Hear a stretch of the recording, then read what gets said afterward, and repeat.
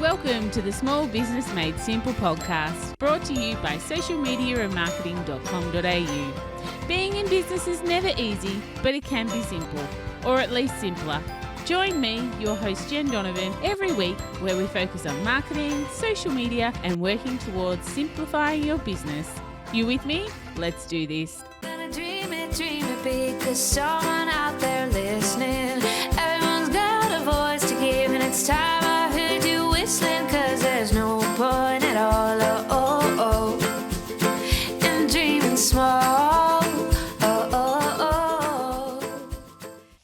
Why, hey there. Welcome to episode 126 of the Small Business Made Simple podcast. Thank you, as always, for lending me your ears today. I know you have lots of choices, and I really do appreciate you making me one of them. I am, of course, the host, Jen Donovan. If you're new to this podcast, then welcome to you.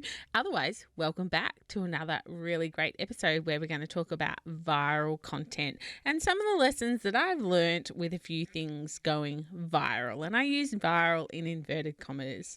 I'm, of course, a digital strategist and a coach for small businesses, but pretty much I just want to help you make marketing a priority, because I know that if you want your business to grow and become more profitable, then more people need to know how amazing you are and that they need your business. So that's my aim of my game in everything that I do here in my business.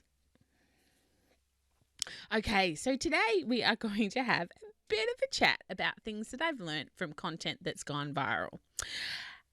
I've had a couple of things go viral in my years of marketing. And look, when I say viral, I'm not talking about like the funny videos that you might see on YouTube that have millions and billions of likes and follows and shares and things like that. I'm talking about something that goes viral in the context of your own business. So if your posts normally reach 50 people and all of a sudden it's reaching 100,000 people, then hey, that could be considered viral for you. So please don't listen to this podcast and go, oh my God, Jen, that's not really viral to me. It's viral in the context of a small business owner who lives in rural New South Wales, who works from her home office on her farm. So that's the kind of virality that we're actually looking at. And I've learned some lessons along the way, and I really wanted to share some with you because I think that there is not only lessons for viral content, but just lessons in everyday business life here. So the first lesson that I've learned from something going viral is you don't know when something's going to go viral. You honestly cannot see it coming.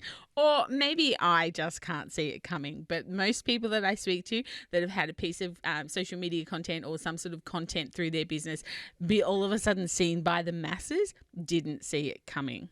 So my first experience with something going viral in inverted commas was actually a Facebook post that I did on a very old account for the Kitchenware Queens. So for those of you who, if you're not quite sure, the Kitchenware Queens was the name of my retail business that I used to own a few years ago with my best friend Jojo, who will never listen to this podcast, but shout out to Jojo anyway. Like I said, that account doesn't exist anymore, but I do have a screenshot of it, which I hold very treasurably. I'll try and find a screenshot and put it in the show notes if I can find it. All right, so the post was totally random. And I actually posted it while I was sitting in the crowd waiting at the comedy festival. So I'm waiting for the comedy festival. I'm sitting in my seat, playing with my phone, and I came across something and I thought, oh, wow, that's pretty cool. I'll post that to my social media. I was literally paying no attention to it whatsoever. But within about an hour or so, I had to turn off my phone. It was on silent, but it kept lighting up. And when you're in a theatre with 100 odd people in the dark, you become a little bit obvious. So I had to turn my phone off. And I might add that the last thing you want in the comedy festival is to become part of the act or cause any attention from the stage, because that would be my absolute nightmare to be haggled by the person on stage. So yes, I turned my phone off. But by the time I got out of the theatre, which was about 2 hours later, my post had 605 likes, about 300 comments, and was seen by over about 250,000 people. And it was so long ago, this post, that Facebook didn't even have stats on shares. So I don't even know how many times it was actually shared. I only know how many people actually it was shown to.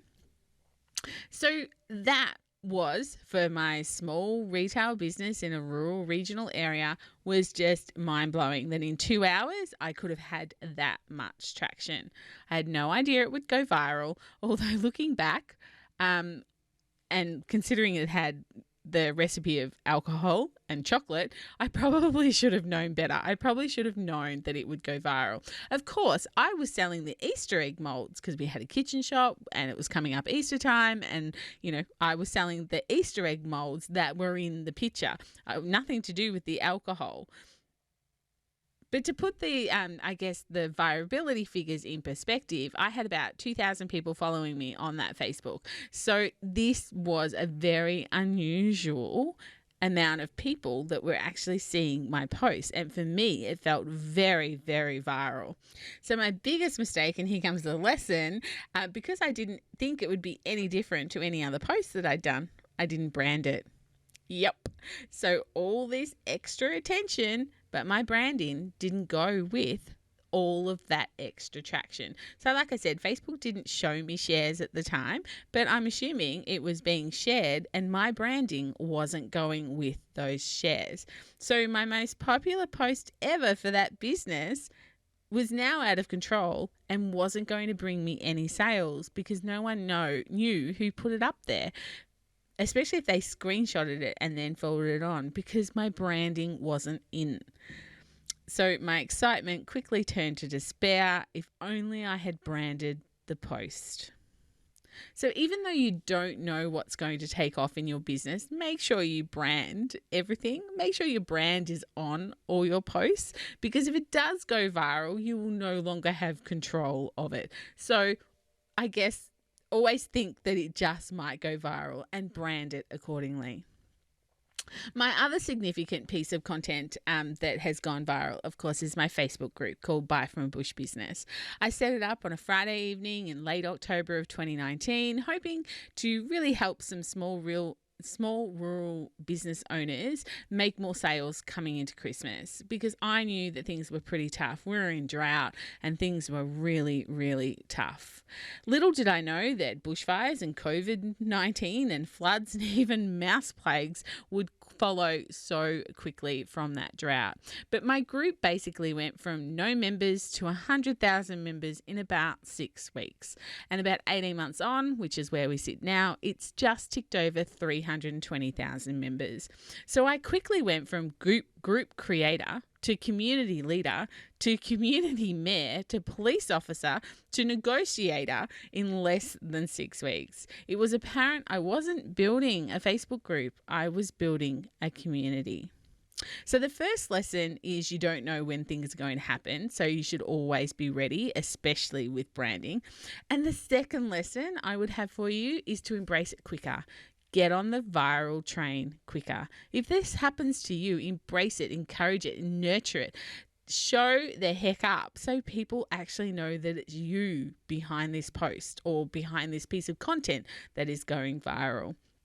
Even if that means commenting on people's comments and sharing things to your stories about what's happening and doing some videos around it, or even better, getting some free press around what's actually happening in your business.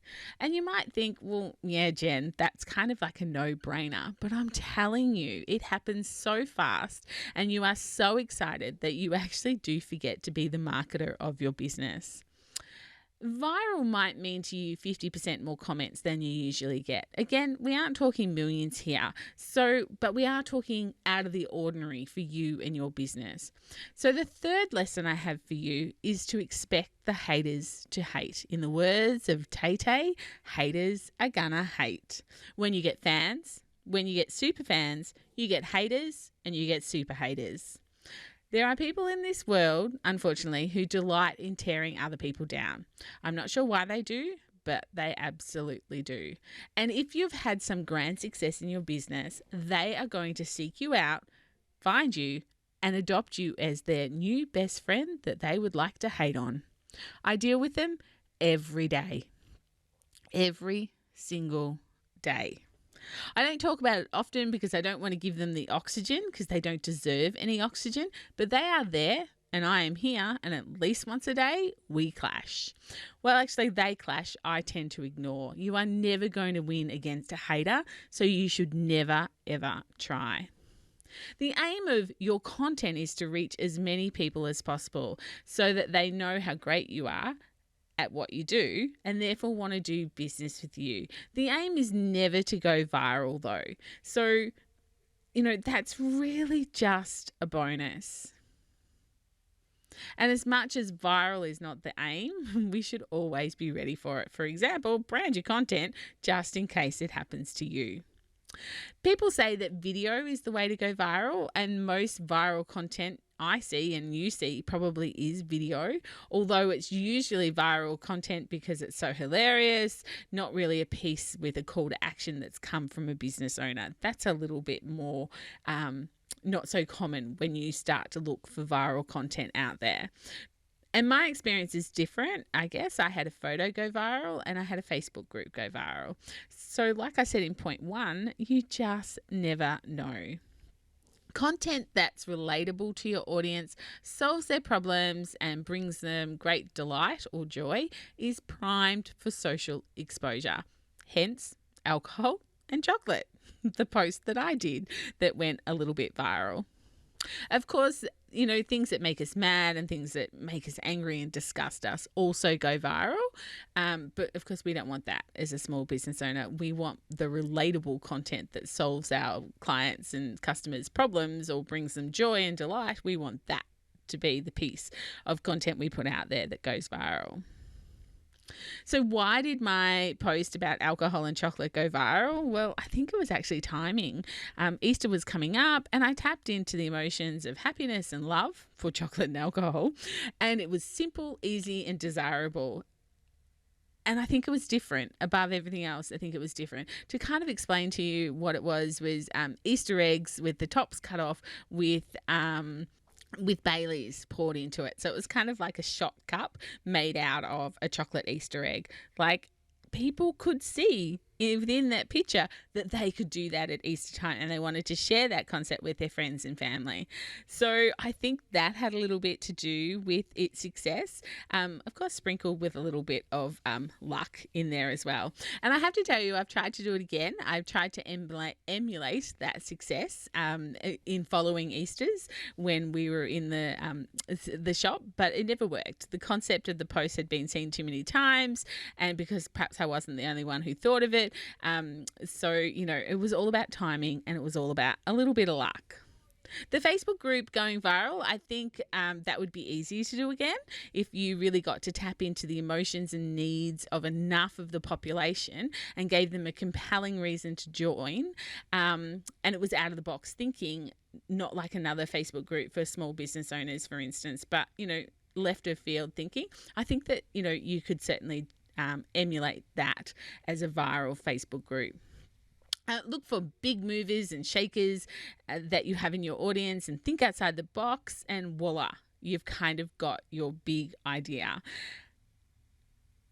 And as I'm really thinking, as I'm talking about that sentence, about, movers and shakers and audiences and thinking outside the box, I'm kind of thinking about those groups like the Kmart groups. There's a group that I belong to where you buy something from Kmart and then you make something totally different out of it. Like it's not the purpose of the product that you bought. Like some really out of the box thinking. So Kmart don't run that group. Superfans run that group. And yet it has virability.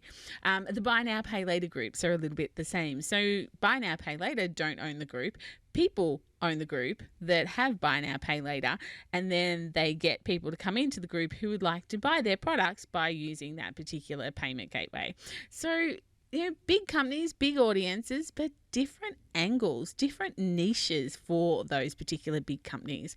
And as the Americans say, the riches are in the niches. We actually say niches, and then you can't really say reaches in the niches, but you know what I mean. Riches are in the niches. So basically the money is in the niche that you can have in your business.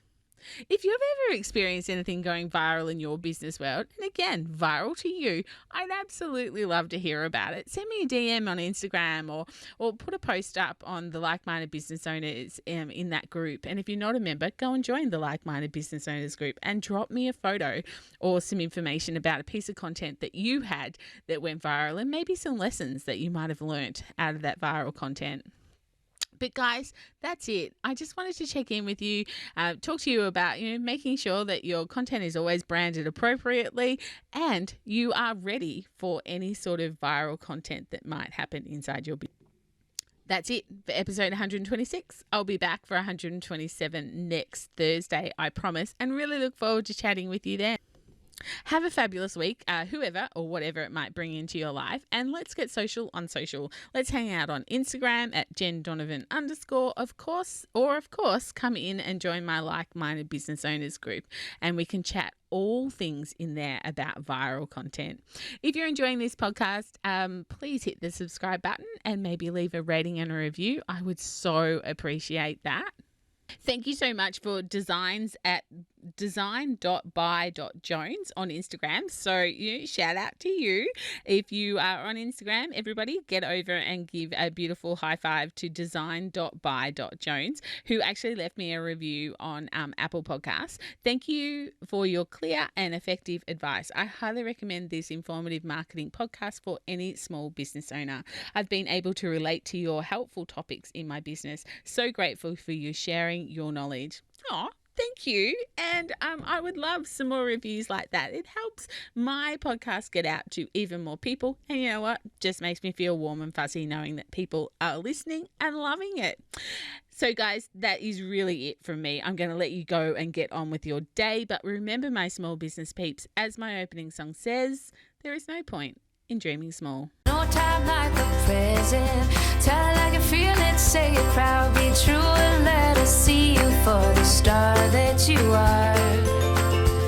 No point in dreaming small.